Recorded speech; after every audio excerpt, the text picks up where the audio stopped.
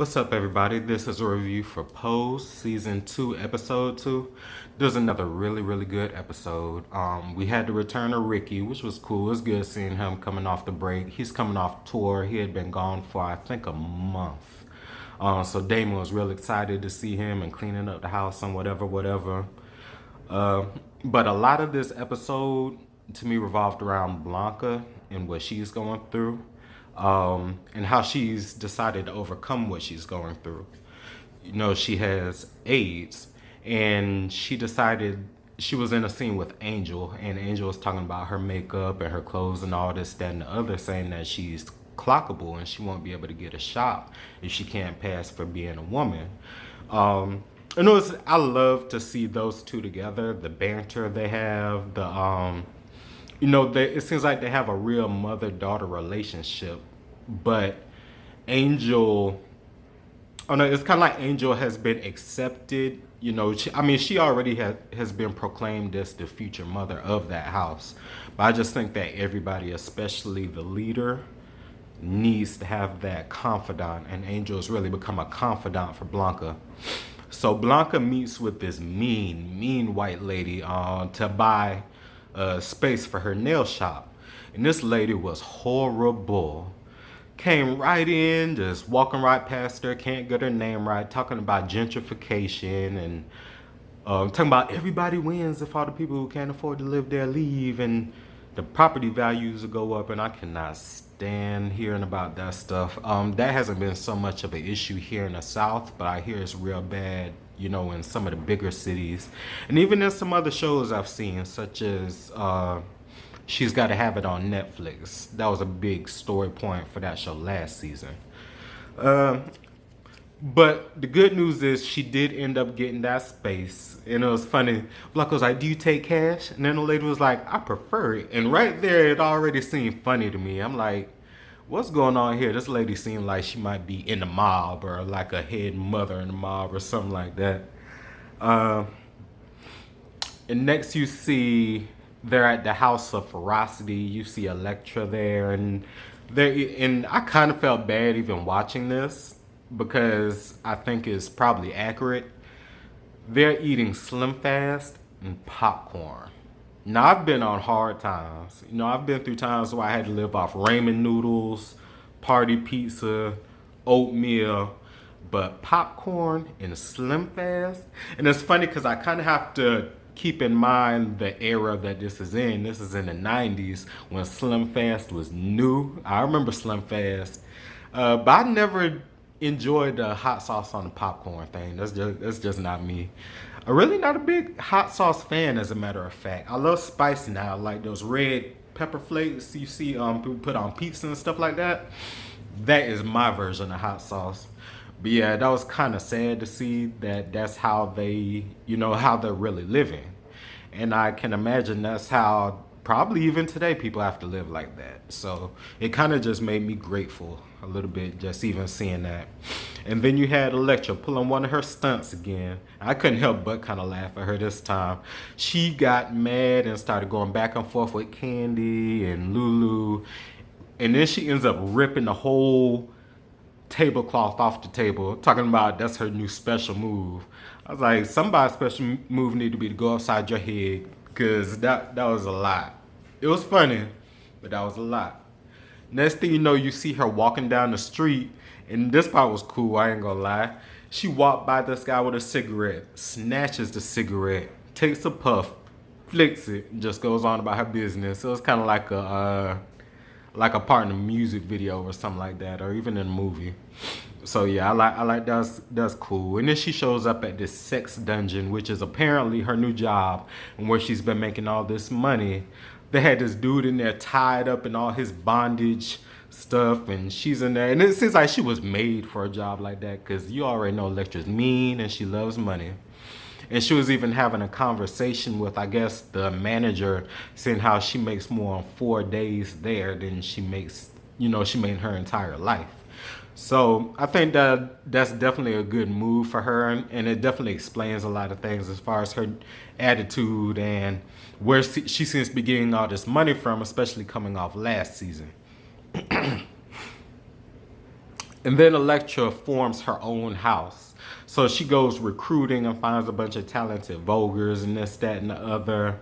And she calls it the House of Winter. And it was fun because there was a ball going on. And then her and her house just crashed the ball. And then, of course, she's going back and forth with Pray Tell. And I love the banter between those two. It's hilarious. And just as a Game of Thrones fan, I was a little offended by the House of Winter. But it's cool, and it was funny. It was a funny moment. It really was, especially off of Game of Thrones just ended for the final time, so it was just funny.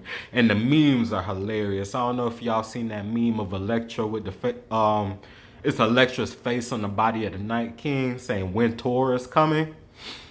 I almost died when I saw that. Another big point was okay, so. You have Blanca. She walked in on Ricky and Damon, and they were supposed to go to a funeral. Of course, they were about to get it on. They haven't seen each other in a long time, but Blanca was like, no, we have to go to this funeral. And it was a funeral for someone that was their age. And I'm wondering if this is going to be a theme, because I think that it was another young person at the funeral from last week. So they end up going to the funeral, and Blanca is having a conversation with the doctor. For some reason, I can never remember her name, but she's asking Blanca why she never came for her follow-up for her, the news about her having AIDS and the medication and all that. Blanca is still against taking the medication and the side effects and stuff like that. And it's understandable because I used to work in a pharmacy, and so we get a lot of inside information on that kind of stuff. We actually see a lot of stuff that the normal, everyday person may not necessarily see or know about those kind of drugs. Even just the price, several $100s for a 30-day supply, if that. Honestly, if that. But I'm enjoying the friendship that she is beginning to form with Blanca. So then the next thing you see is an interview with the woman who sold the storefront to Blanca. And, they're doing an article on her since she's very rich. I think she's supposed to be like the biggest, I'm not sure what you call them, people who own real estate, I believe. One of the highest real estate people in the world, especially for a woman. And her son walks in during the interview. And as soon as he walked in, I said, yeah, there's some mob stuff right here. He had this tracksuit on, came in with a wad of cash. And after the reporter leaves, he's speaking to his mom saying, the person you just saw that sold the storefront to is a guy. And she was like, no, you're crazy. And he said something that stuck out to me. He said, if you weren't so busy being superior to everyone, you could actually look at them. And like I said, I used to work in a pharmacy. I've been around doctors, etc., people who have a whole lot of zeros on their checks and letters behind their name, and they really do have those kind of superior attitudes. So next thing you know, he's going to the shop, and he's basically giving Blanca the money back, saying that she can't have it. And at first I got a little nervous because the way he marched in there, I thought he was going to try to rough her up. Luckily, that didn't happen, and Blanca decided that she's going to fight it. So later on, when you see the woman actually show up at the shop, Blanca was like, no, I went down to the commission, and they have, things in place so people like you can't take advantage of people like me, minorities, and people who don't have a lot of money. So there's going to be a court battle between those two, and I enjoyed it. I'm like, go Blanca, you fight for your dream. So I'm assuming this is going to be a continual storyline throughout the rest of the season.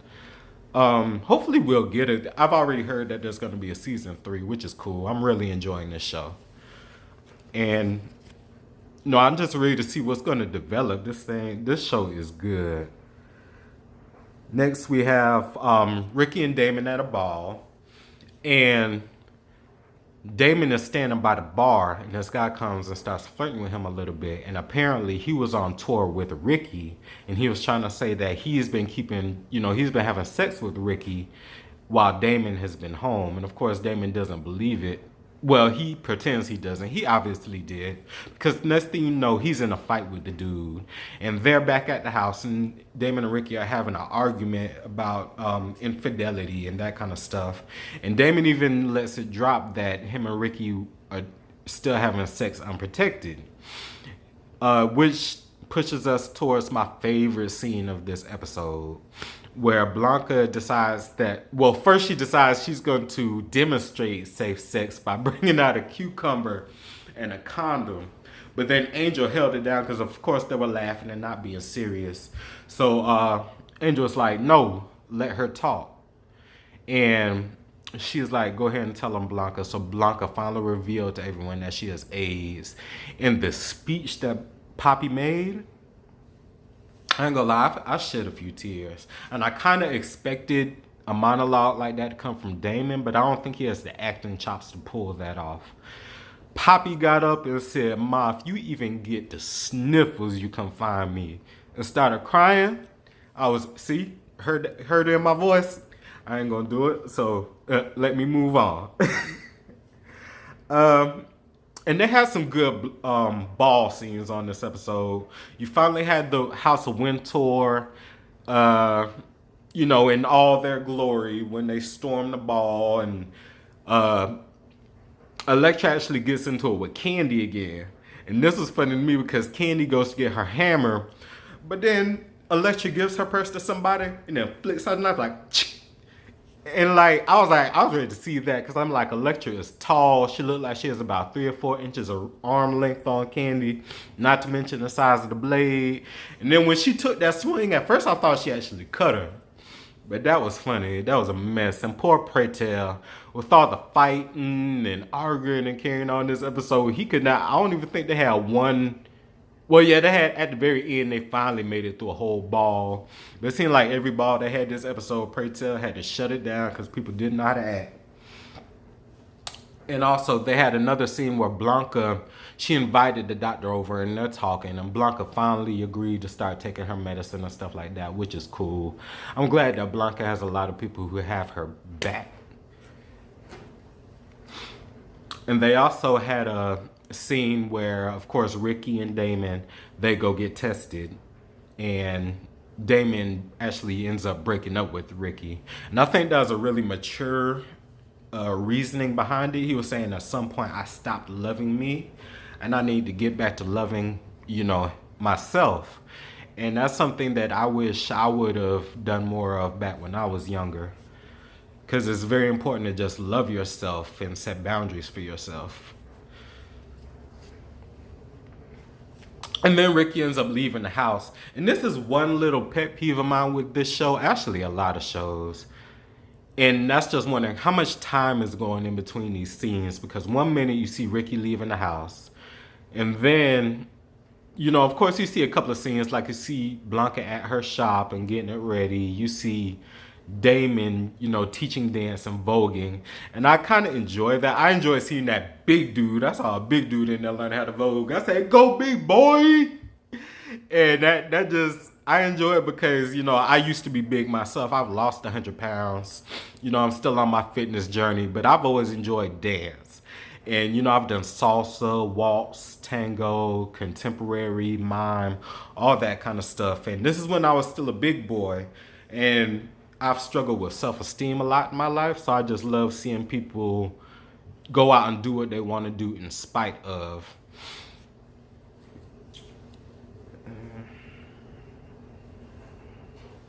So yeah, I think that was pretty much it for this episode. A really, really good episode. A really emotional episode. I definitely got to give Poppy the MVP for this episode. He really brought it. Poppy brought it with that scene. I'm really interested to see where he goes from here. Even beyond this show, I think Poppy could really do good even in movies. But, that's my review for Pose Season 2, Episode 2. Give me a like, leave any comments or constructive criticism, your thoughts on the show down in the comment section. And I'll talk to you next time.